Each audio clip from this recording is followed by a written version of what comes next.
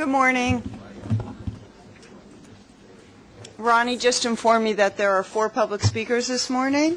Yes, Who announces them? I will. Okay. The first public speaker this morning is Mr. Zabar.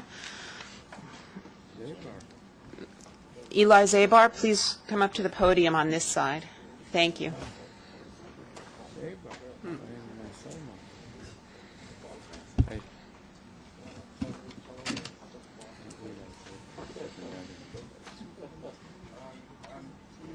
Yes. Take over the bread space now called Corrado's. And I just wanted to point out a few things on my behalf. The first is that I basically invented artisanal bread in this country. I've been baking bread since 1980. Everything that we sell, we make, breads, pastries. We're known for our quality. We deliver to restaurants, stores, particularly my own stores, my brother's store, 3 or 4 times a day, in an attempt to be very quality oriented. I think that the present the present tenant, the space is poorly designed. That there is no interaction between the customer and the product, and basically it needs a much more exciting mix. And I think I could bring that to the department. I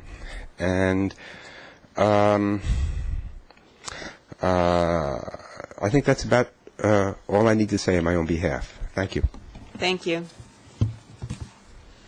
The next speaker is Mr. Haran, Thomas Haran. Mr. Haran, come up to the podium. No? Okay, you don't need to sign in for the meeting. Thank you, though. The next speaker, Mr. Catalanato, Alfred.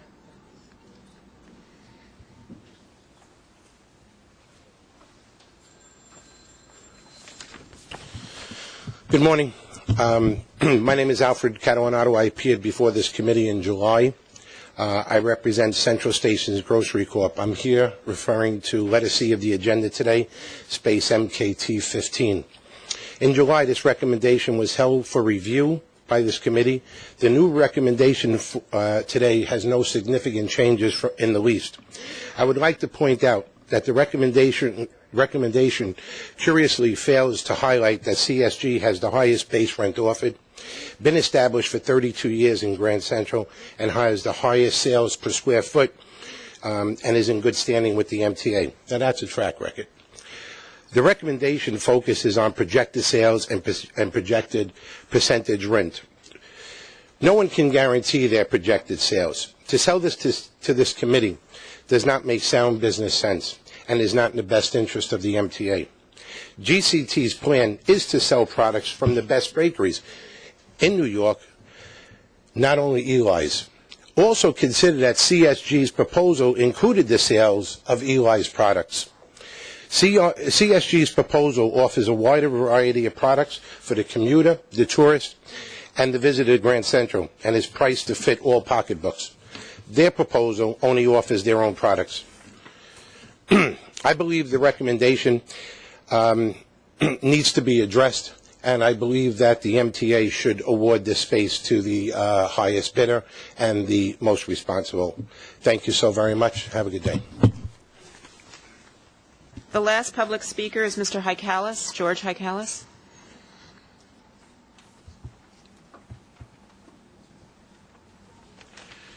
Good morning. My name is George Hicalis. I'm the president of the Institute for Rational Urban Mobility.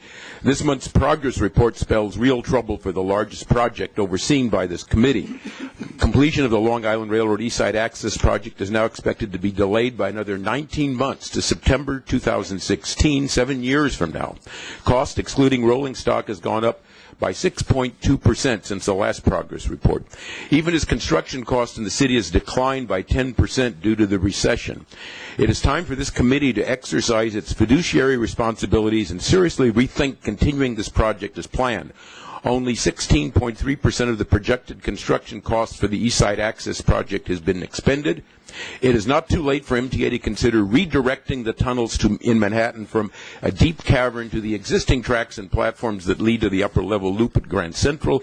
The upper-level loop alternative was studied in detail by the Delcan Corporation, a well-respected Canadian engineering firm. Delcan found that using the upper level would save riders 3 to 4 minutes of travel time in each direction compared to the deep cavern station, 151 feet below Park Avenue, a distance that equals the climb to the top of the Statue of Liberty.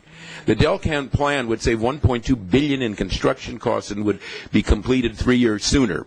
This committee should request that MTA Capital Construction staff, in cooperation with MTA independent engineer McKissick and Delcan, review opportunities for redirecting this project in a more cost-effective and rider-friendly manner.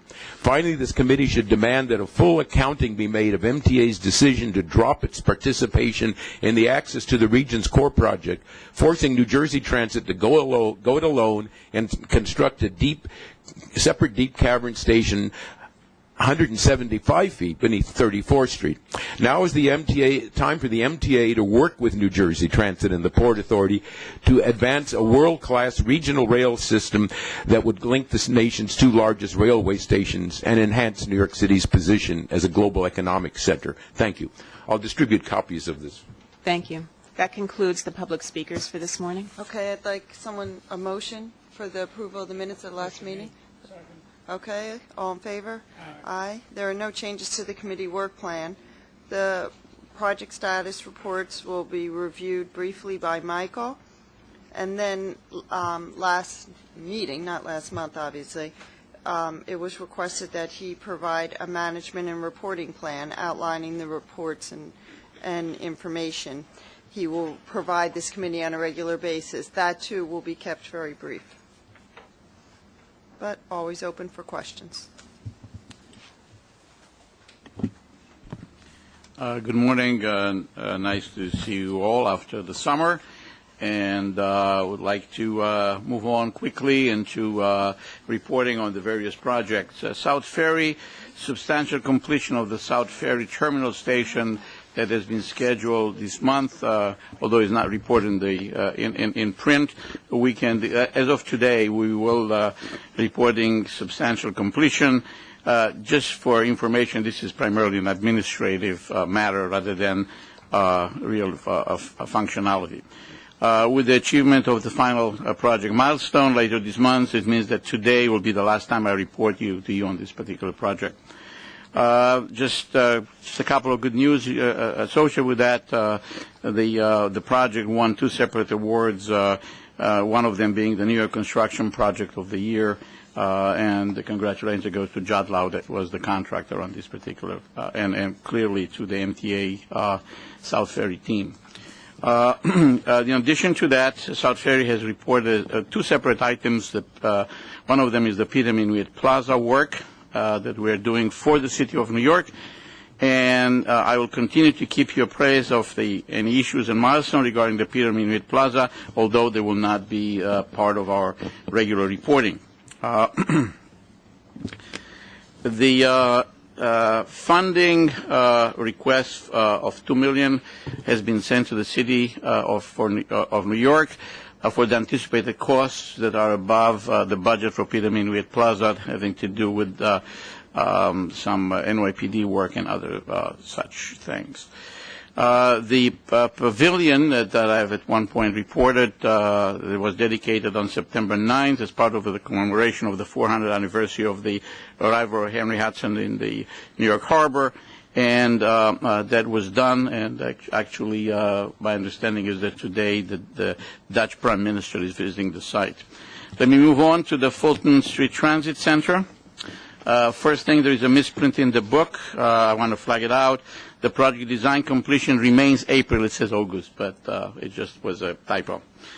The project is moving along well. The perimeter structure of the transit center our foundation is complete, and excavation for basically the basement of the transit center has begun. on September 14th. We awarded 2 contracts last month, the AC mezzanine reconstruction, as well as the rehabilitation of 4-5 station and the construction of the Day Street Head House. Both contracts were made possible with a $267 million stimulus grant that we received from FTA. The Corbin Building Restoration Contract and the Day Street and the RW are both near procurement, and the last major package for the transit building will be procured in 2010. So we expect to procure everything but the last piece in 2009. The opening of the northbound RW platform remains on target for the end of 2009. So we expect that before the end of the year we'll open the northbound. Let me move to the 7-lane extension. The TBMs made progress. We went past the ground freeze area that has been dismantled, making it actually in 11th Avenue. That piece is putting back in service. And the project at this point is on schedule, progressing well. We have 2 specific issues that have been flagged. We have some potential different rock quality and ground issues at the project's southern end, the most southern end, and also the north end. So we are now working to see how we can mitigate that. Everything else is moving along well, and I invite you in the future for another visit, as I've done in the past. Let me move on to the 2nd Avenue subway. The controlled blasting activities in the TBM launching box area, are temporarily on hold. This is due to the stabilization work that is required to correct pre-existing structural deficiencies in buildings located at 1766 and 68 on 2nd Avenue. We are now working with the owner of the building and Department of Building to ensure this work proceeds in a timely manner. At this time, we're continuing to proceed with rock excavation by mechanical means until the partial stabilization work is completed. In the box area between 93rd and 95th Street, full-scale soil excavation has begun, and water and strut installation has also started in the north and south area of the box. Work is underway on the 96th Street station heavy civil structural. This is the area where the Tully is currently working. For the 86th Street work, the contractor is preparing the site in advance of setting up the AMPT. Con Ed began prep work inside transformer vaults to allow vault roof reinforcement, which is necessary in order to set up the MPT. To be able to put the covers and allow traffic to move over. So just so everyone knows, the issue is with these older buildings on 2nd Avenue. We've talked about this before, that were built in the late 1800s, that they don't think they can withstand all of it. At this point, some of these buildings we have to make sure that they can withstand any vibration. Okay, and that's to a certain degree an issue. So that has stopped everything. Well, we are working, but we're not working as efficiently You're as working, what word did you use, manually? No, mechanical. We are actually we're removing rock mechanically rather than blasting. How long is the delay because of the shoring up? At this point, I cannot exactly tell you that. We are working, and as soon as we are allowed, or as soon as they start stabilization work on the building, once they start, the first stage could take about 30 days, 30 to probably 45 days. At that point, once that's over, then we can start our blast work. That's something that, again, pre-existing. It goes back to 1980s, and actually, the last time it was documented is in 2006. The project design completion is now forecasted for February 2010, and we are anticipating the receipt of a FONSI for the supplemental EA. That's where we are there. The east side access, The Manhattan Tunneling operation continue, and through the end of August, in effect, two-thirds of the tunnels had been mined, and all 4 of the upper-level tunnels are completed. The Robbins TBM is currently mining, and the first 4 level tunnels, and the second one is being backed up for his next drive. The construction of the ventilation facility at 37th Street is actually 2 of the 3 vertical shafts have been completed. There is an issue that we have at this point regarding the what is known as CQ31, and this is the ward of the Queens Board tunnels. These are the soft ground tunnels. This is probably the most critical project that we have in the Sunnyside Yards. And at this point, the award has been held due to a bid protest by the losing joint venture. Is it with FTA? And we are waiting to hear their evaluation. I mean, I'd like to comment on that. Of course, this is a free society, and everyone in this room can sue if you don't like the color of my sweater today. However, I still have to have some faith in the process, and I have to believe that personal relationships still play a part in business dealings. And I find it quite shocking that with all of the accommodations and our relationship with Schiavone and all of the work they're doing, especially in this credit crunch and what I find to be a recession, that they are now holding us up in a major way by protesting this bid and not just concentrating on all of the hundreds of millions of dollars, could even be billions of dollars in bids that they have been awarded by a process that I find to be completely upstanding and fair. And if I say more, you know where that will end up. So that's all I'm going to say. Okay. Basically, that will kind of sum up the status of the project. And what I would like to do is I'm sorry. I would like, kind of breaks it up a little and keeps it, not that we don't love hearing from you, but I'd like to see if there's any questions, then do procurements and that one action item, and then you'll be the grand finale before we introduce Not a Mr. problem. Rosen. Yeah, excuse me. Michael, I have one question. Going back to the 7-line extension, there was a problem here with the evaluation of the rock quality on both the northern and the southern ends of the job. Now, don't we do test borings before we put these out to bid? Yes, we do. And the test borings, are they conflict with what was actually found? And it is, yes, in some instances there are some conflicts. They're minor, but there are conflicts. The rock configuration changes drastically in certain areas, and apparently our borings did not account for that. We took additional borings, and this is a section of about 24 feet on the western tunnel at the end around 26th Street that the rock apparently is falling off in a very steep way, so therefore the borings didn't catch it. It just...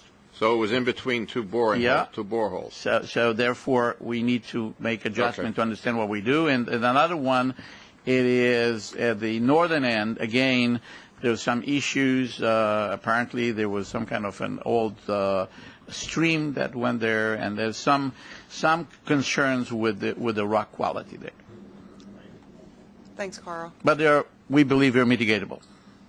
At least you didn't find an ancient Mayan village. We would have liked that. Thank God for that. Anything else? Okay, so procurements. As you noted, there are 3 procurement items and 1 action item this month in the materials.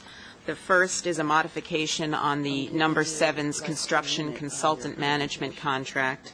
The second was a modification to the East Side Access construction contract in Queens. The third is a partial ratification of a modification to the Fulton Street Transit Center foundation contract for additional work to underpin the Corbin building. Okay, the second? Okay, all in favor? Thank you. The last item is an action item, which is related to the East Side Access entrance at 48th Street to proceed with some further design work. This is the continuation of an item I discussed with you a few months ago, and also to relocate certain utilities by Con Edison and Verizon. I move the item. Okay, all in favor? Okay. Thank you. And Tony is available to answer any questions about the 2010 preliminary budget, but he'll make a presentation in November. We need it because, after January, we don't have money to pay salaries? Is that a... Unless the plan's approved, there's administrative money in that plan, which you're approving today at Finance. That goes to Albany. Just a little bit of pressure. Okay. Well, hopefully the pressure I put on Schiavone works. So we're going to have a very, very brief presentation by Michael. As promised, I came back to present what I consider to be an enhanced and change management and reporting plan for you. Oh, I'm sorry. Okay. The change in approach is to manage milestones rather than just manage the project. And we're going to be working on a 12-month rolling type milestone management. We're going to have a 3-month report that will be presented to the chairman on critical milestone. And separately, we're going to manage the governmental approval, agency approval, utility approvals milestones. These are things that we do not control directly, and they always prove to be the most problematic ones that we're encountering. So that's something that we expect to do and have a very proactive approach to that. And last but not least, we identify and manage risks. The whole idea is here to be assertive in program management, proactive and not reactive. We need to manage without having to look in the rearview mirror. We have to be able to identify, to have indicators that tell us how we do going forward, resolve issues before they become problems, and adhere. That's very important to contractual terms that sometimes were not 100% done that way. We expect to do that working in partnership with the Office of Construction Oversight or Capital Oversight and the IC, the independent engineer, in managing the risks. And we're going to have a formal risk review for all major contracts. We're going to create a risk tracking matrix that will be able to allow us to manage that. We're going to monitor it continuously, and we're going to identify, when possible, and implement mitigating strategies. That will be monthly reported to you in order to maintain their focus.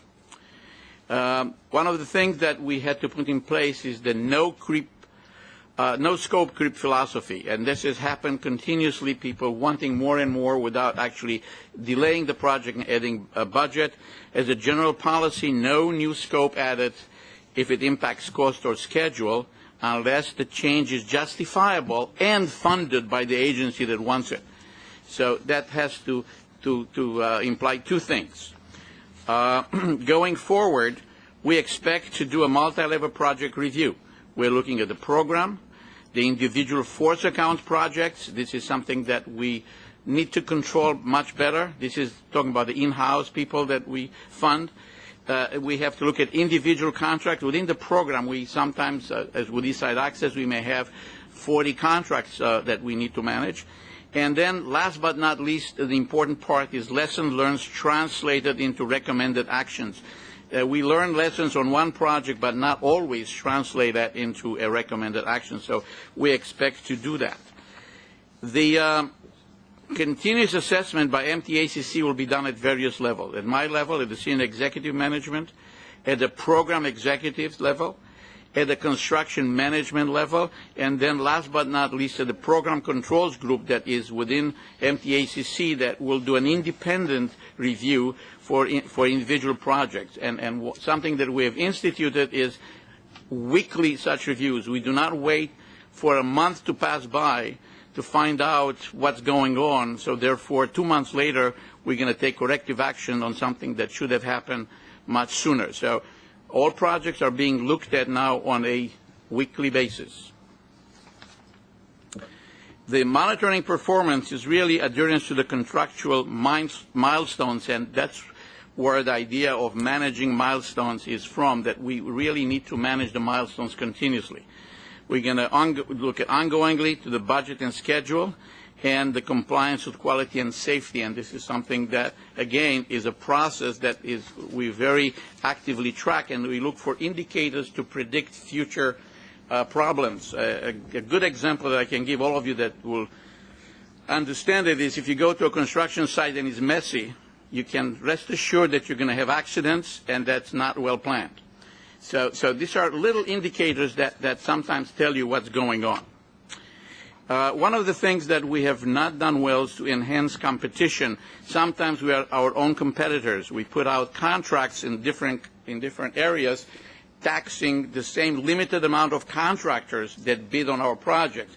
The first one gets a good bid, the last one is awful. So although today the construction industry is not doing well in the city, when you have specialized areas of construction, the prices are still going up. The people that do buildings are not, because there are no buildings, but the people that do tunnels or systems are. So it's very important that we are cognizant and we look at procurements in such a way so we will not bid against ourselves or against each other, meaning other agency within the city. Yes? Are you also looking at supplemental procurements which make a project a lot more expensive than, say, somebody else's initial bid? I understand conditions change, but sometimes we add so much to an existing project that it doesn't even begin to resemble the original bid from lots of the other bidders. I'm not sure I understand. I'll talk to you about it. Addendums, I think. Are you talking about addendums to bids? You mean addendums after we award? We are trying to be very precise. That's why our bids have been quite good. Now, sometimes, if it is advantageous, we will add work when we can gain, in effect, a schedule. And we have done it on certain projects, and that allows us to be both cost conscious, but at the same time to advance a project faster. That saves us money. And that we will continue to do. The issue here is that we look to break up the program in such a way so that we have more bidders per item, and at the same time we don't overload the market at the same time by putting out the same systems for number 7 East Side Access 2nd Avenue at the same time. That's sometimes a problem. So we have to kind of be able to stagger that, look at it, and also look at what the Transit Authority is doing in competition with that.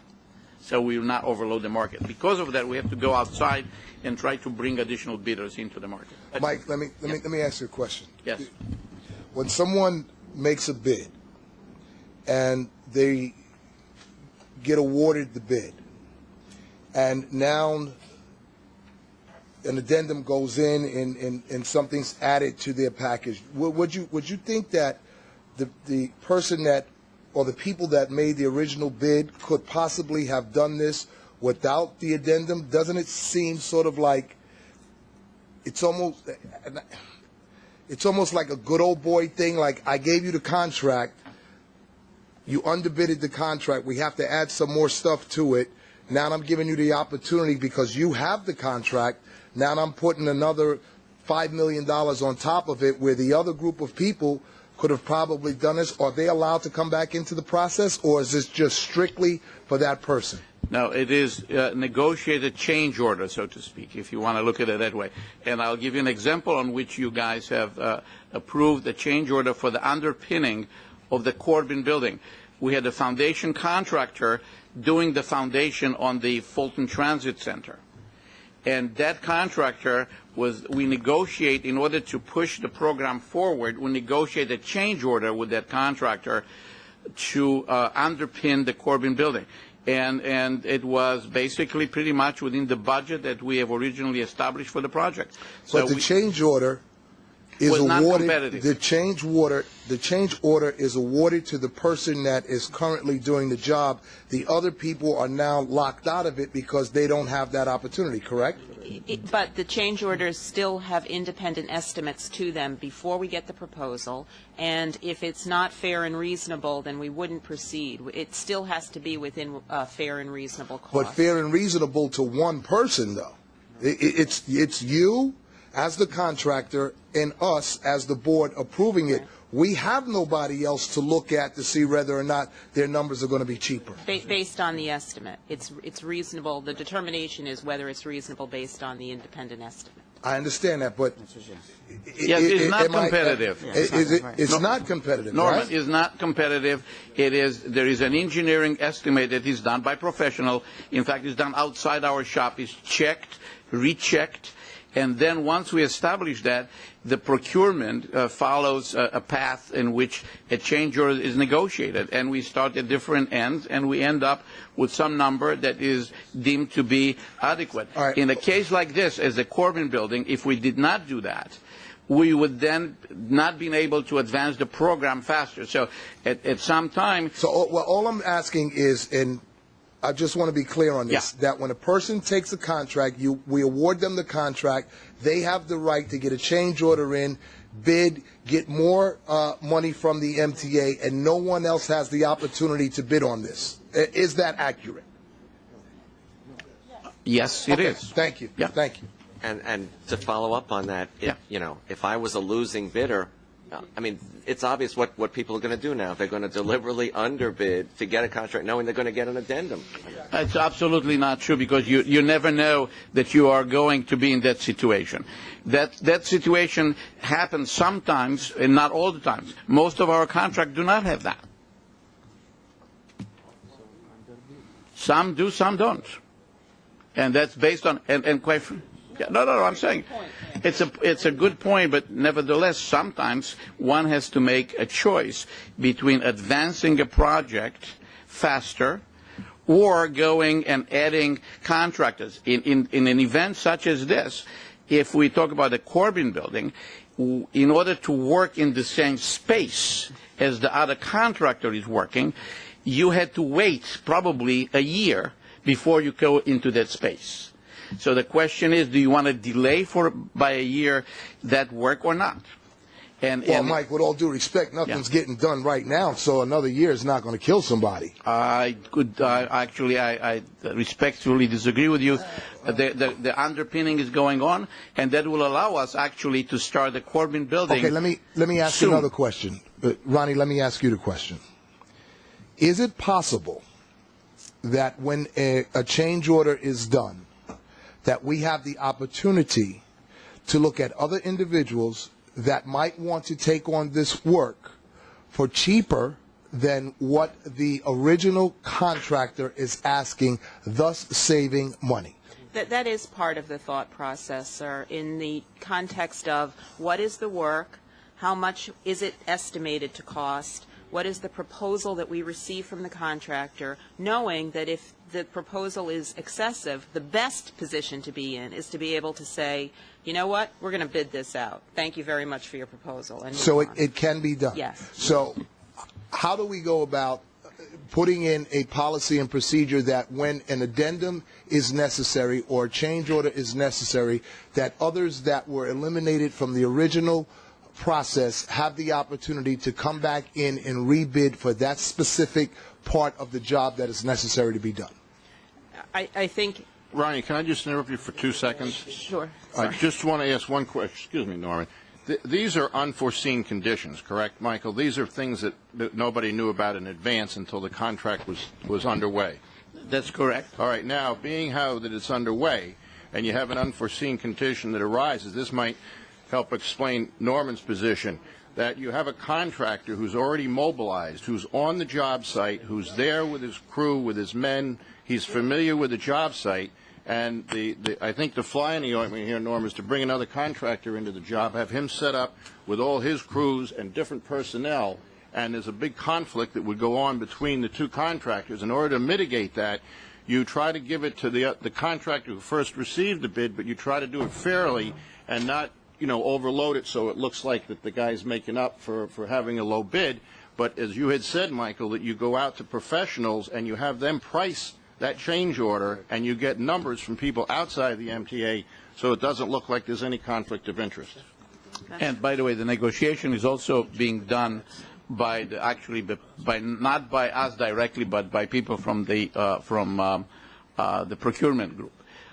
So I don't know if it answers your question, Norm, but I don't think that you can, once you negotiate that, if you want to bid the contract, you have to bid it. There is no middle ground. You cannot negotiate with 5 companies. You have to go out and either you bid it or you negotiate with someone that is on the ground. Yes, Susan. I can understand both sides of the story, having been in this kind of a business. There are times when a change order should absolutely go to your prime contractor, and there are times when a change order can go somewhere else. But I think that some very good questions have been brought up all around, and you've provided some information that I didn't know and I'd like to know more about. So my suggestion would be that we have more of a learning experience about exactly how this comes about, when you do it, when you wouldn't do it, and what the checks and balances are. And I think that someone from procurement should be here when you do that presentation so that we get the outside perspective. Okay?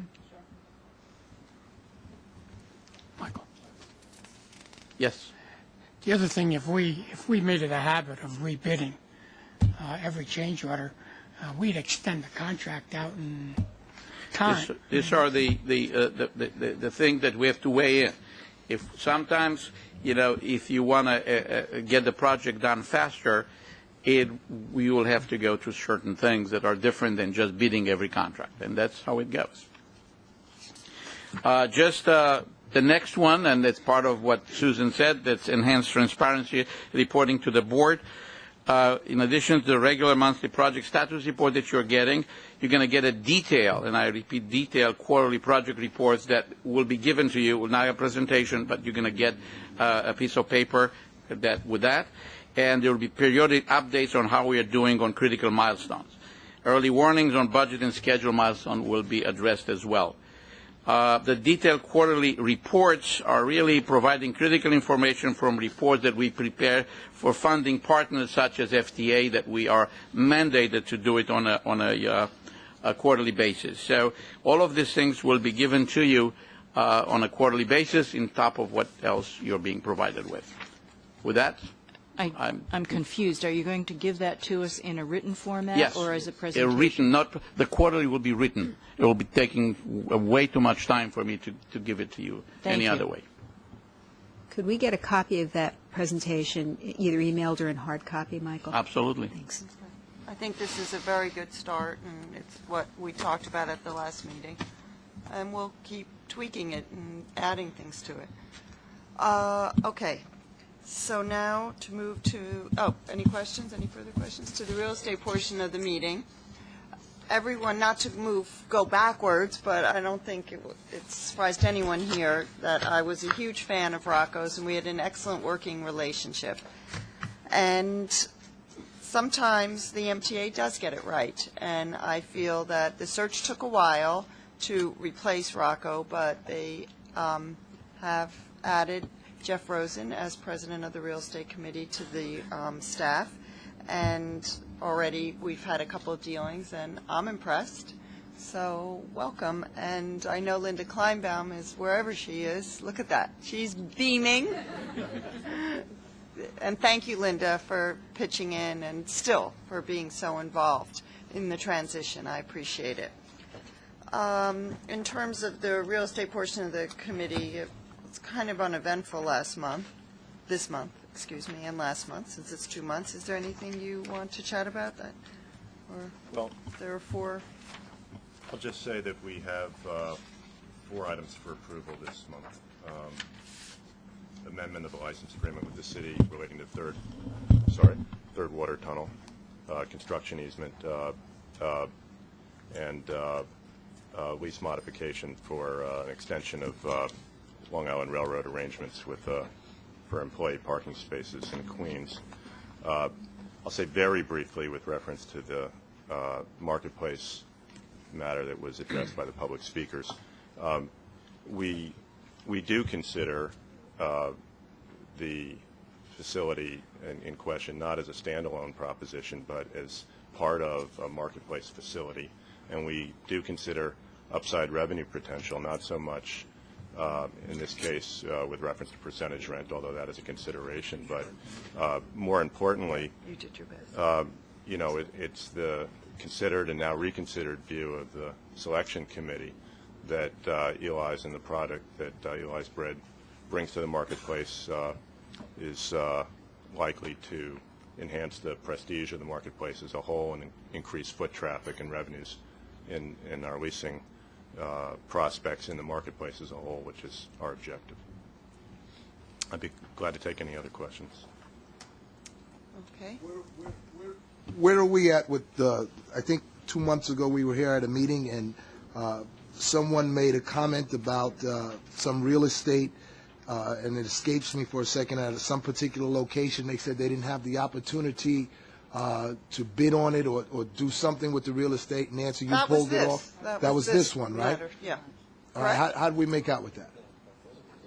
Yeah, it was this Grand Central matter. How did we make out with that? Well, I don't believe it was a matter of anyone not having an opportunity to bid. The concern was that we had not proposed to award the lease to the bidder that proposed the highest base rent, and that was the subject of this is a bakery space in the marketplace. How did we make out with that? We went back and looked at the proposals, and it's our view that taking into account all the relevant considerations of, as I say, the revenue producing potential of this use and its impact on the marketplace as a whole, that the selection committee's initial determination was sound. Who's on the selection committee? It's representatives of the professional outside leasing agent and property manager that we have at Grand Central, Williams Jackson Ewing and Jones Lang LaSalle. Can we get a copy of who's on the lease? Can we get a copy of who's on the leasing committee? Who makes that determination? Certainly, in writing. Yes. By all means. Cool. Okay. Motion made. Is there a second? Second. All in favor? Aye. Okay. A motion to conclude the real estate and capital construction meeting? All second? Second. All in favor? Aye. Cool.